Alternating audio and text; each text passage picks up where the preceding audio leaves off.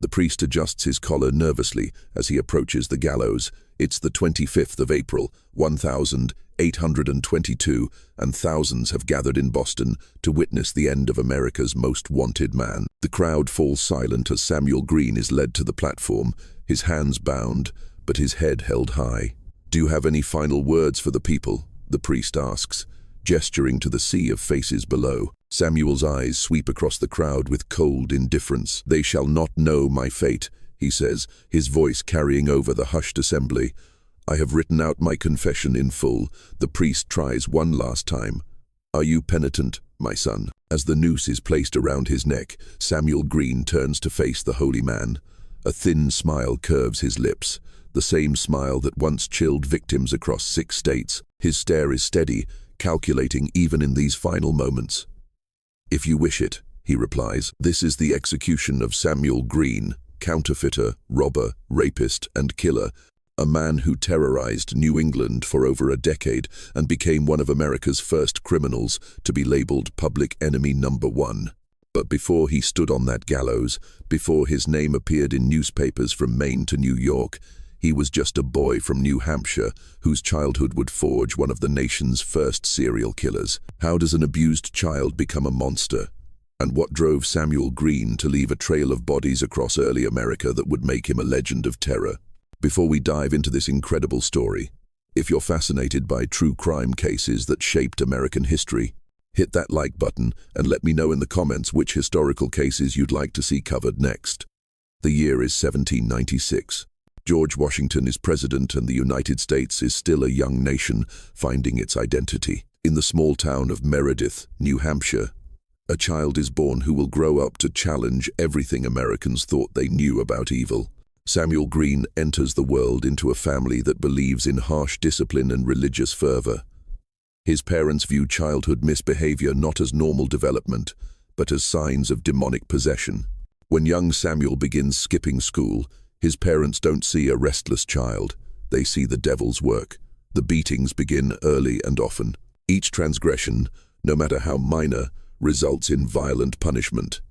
Samuel learns quickly that the world operates on a simple principle. The strong hurt the weak, and mercy is a luxury he'll never receive. His parents' solution to his behavior becomes a pattern that will define Samuel's entire childhood. Skip school, get whipped. The cycle of violence becomes as regular as the changing seasons, with his parents believing he's possessed by demons due to his truancy. As Samuel enters his teenage years, he becomes a blacksmith's apprentice. But the violence follows him there. When he steals something, he's whipped. When he destroys the blacksmith's garden, but refuses to admit it, he's sent home and whipped again by his parents. As Samuel grows, so does his capacity for retaliation. When he's beaten for destroying the garden, he throws the family dog down the well, contaminating their water source and costing the family dearly. When he's punished for that act, he slashes the throat of the family pig. Each punishment is met with escalation, each act of cruelty answered with something worse. His parents, overwhelmed and possibly terrified of what their son is becoming, make another fateful decision. They send Samuel to live with Albert Dunn, a family friend in New Hampton, New Hampshire. They hope a change of environment might save their son.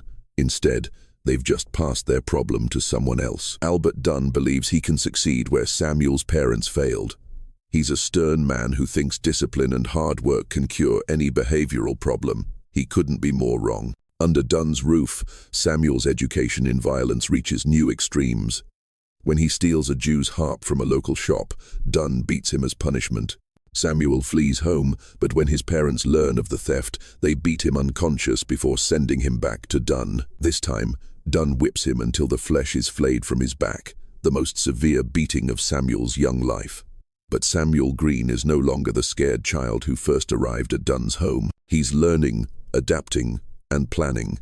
The beatings have taught him that violence is the ultimate language of power, and he's becoming fluent. His retaliation against Dunn reveals a mind that's moved beyond simple revenge into something much more calculated.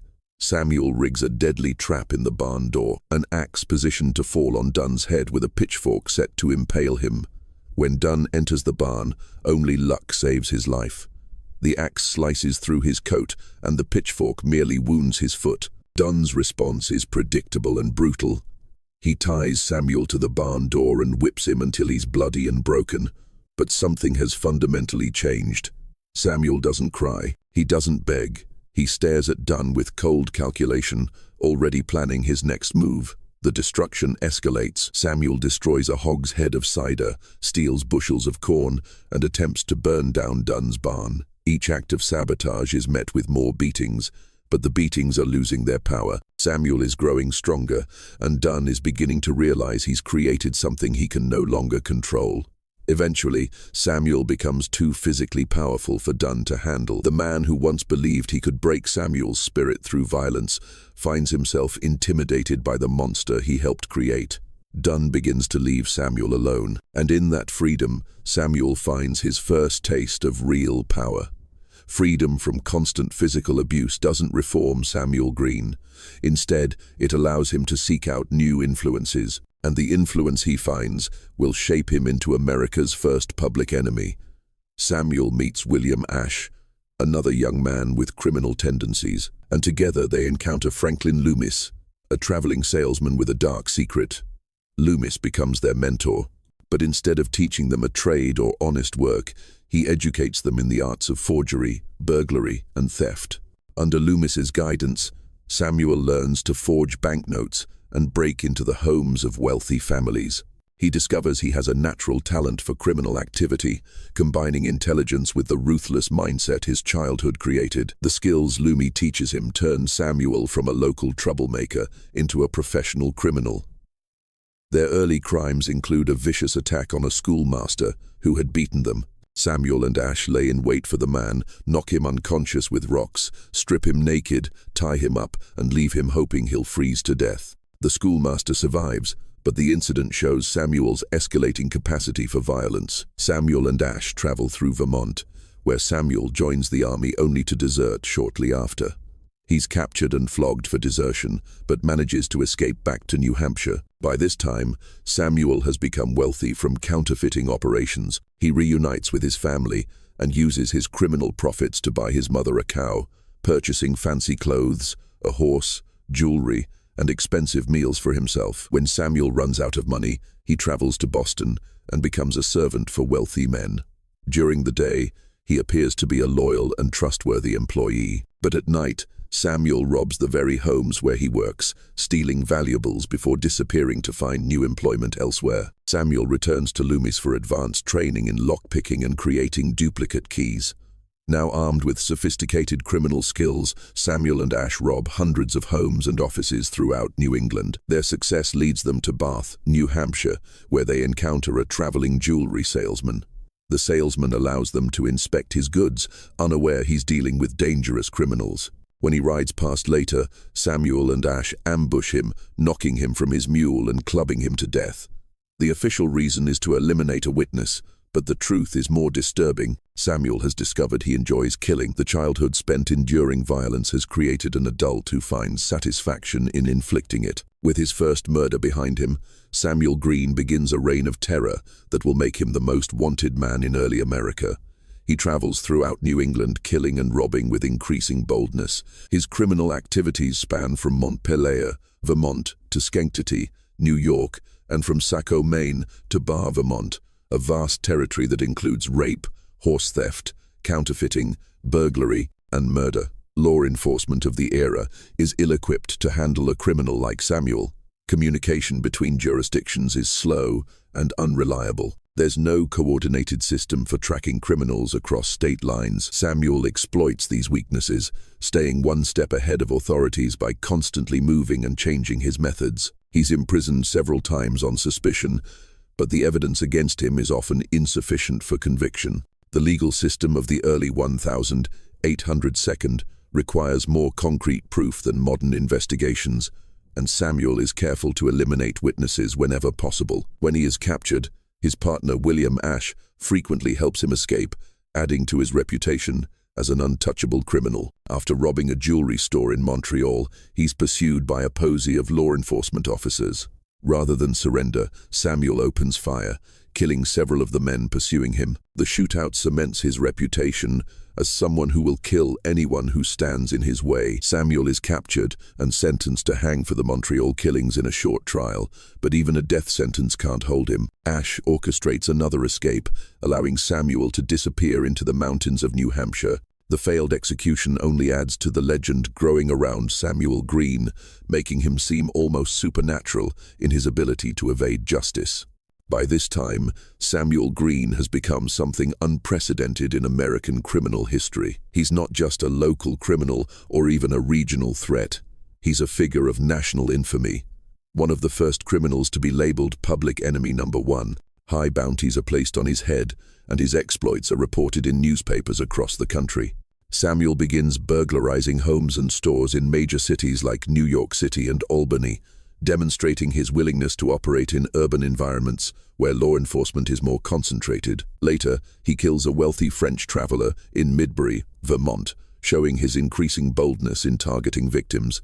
The geographical scope of Samuel's crimes is staggering for the era. Without modern transportation, he travels hundreds of miles on foot and horseback, adapting to different communities and finding new opportunities for criminal activity. His ability to blend into different environments while maintaining his criminal career demonstrates a level of sophistication that law enforcement isn't prepared to handle. However, every criminal career eventually ends, and Samuel Green's downfall comes not from brilliant detective work or coordinated law enforcement, but from his own hubris and alcohol. In Danvers, Massachusetts, Samuel robs a store while drunk, making careless mistakes that lead to his capture. The arrest in Danvers might seem anticlimactic after years of successfully evading capture, but it reflects the reality of criminal careers.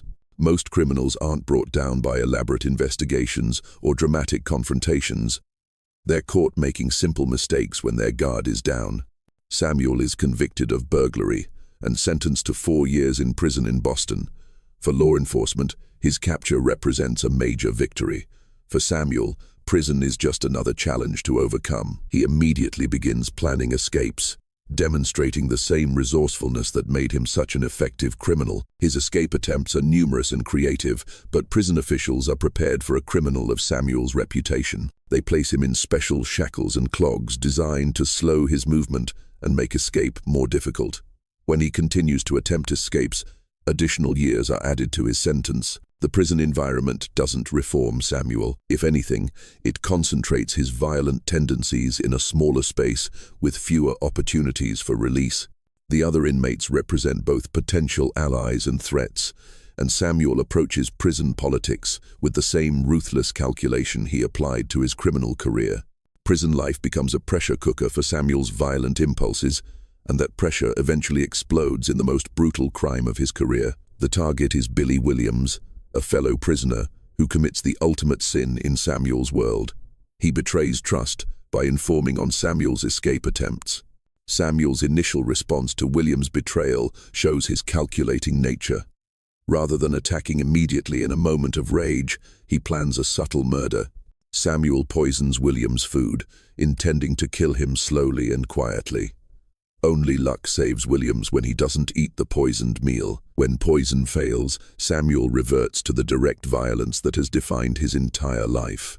On the 8th of November, 1821, he attacks Williams with an iron rod, fracturing his skull with the first blow. But Samuel doesn't stop there. He continues beating the unconscious man, systematically breaking ribs, arms, and legs, in a display of brutality that shocks even hardened criminals. The murder of Billy Williams represents Samuel at his most ruthless. This isn't a killing for money or to eliminate a witness. This is pure vengeance carried out with methodical precision. The other inmates watch in terror as Samuel demonstrates exactly what happens to those who cross him. Prison guards finally intervene, but not before Samuel attempts to attack another prisoner. He's only stopped by the arrival of multiple guards willing to use force. Williams dies from his injuries within a week, becoming the final confirmed victim of Samuel Green's criminal career. Samuel's trial for the murder of Billy Williams moves quickly through the legal system. The evidence is overwhelming. Multiple witnesses saw the attack, and Williams' injuries are consistent with Samuel's assault. Despite his attempts to declare a mistrial based on witness competency, Samuel is convicted and sentenced to death. The execution date is set for the 25th of April, 1822, bringing an end to Samuel's criminal career and his life.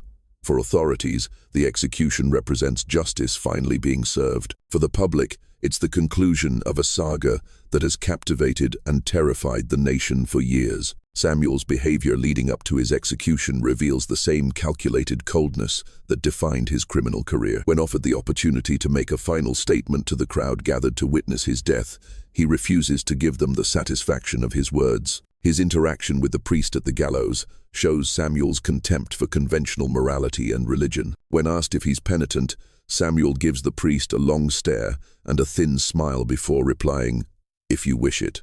Even facing death, he maintains control over his own narrative. Samuel's final words, "They shall not know my fate. I have written out my confession in full," suggest he planned to control his legacy, even in death. Unfortunately, if such a confession existed, it has been lost to history, taking many of Samuel's secrets with him to the grave. The execution of Samuel Green on the 25th of April, 1822, marked the end of one of America's first documented serial killing sprees. His death brought relief to communities across New England that had lived in fear of his violence for nearly a decade. Samuel Green's case established precedents that would influence American law enforcement for generations. He was among the first criminals to be designated a public enemy, a label that would later be applied to notorious figures like John Dillinger and Al Capone. His ability to commit crimes across multiple states highlighted the need for better coordination between law enforcement agencies. The case also demonstrated the importance of understanding the psychological factors that create violent criminals. Samuel's childhood of extreme abuse and violence clearly contributed to his development as a killer. Though it doesn't excuse his crimes, his story serves as an early example of how trauma and violence can perpetuate themselves across generations. From a historical perspective, Samuel Green represents a bridge between the frontier violence of early America and the organized crime that would emerge in later centuries. His methods were brutal but effective, and his ability to evade capture for so long demonstrated gaps in law enforcement that would take decades to address. The story of Samuel Green reminds us that evil has existed in every generation of American history. Long before modern forensics, psychological profiling, or coordinated law enforcement, communities had to deal with predators who moved among them, taking lives and destroying families. What makes Samuel's case particularly chilling is how ordinary his beginning was. He wasn't born into a family of criminals or raised in an environment of obvious evil. He was a child who experienced abuse and violence, and rather than breaking the cycle, he became its most extreme expression. The victims of Samuel Green, from the jewelry salesman in Bath to Billy Williams in the Boston prison, were real people with families and futures that were cut short by one man's inability to control his violent impulses. Their deaths serve as a reminder that behind every true crime story are human beings whose lives mattered. Samuel Green died over 200 years ago, but the questions his case raises remain relevant today. How do we identify and stop violent criminals before they claim multiple victims? What role does childhood trauma play in creating killers? And how do we balance justice with our understanding of the factors that contribute to criminal behavior?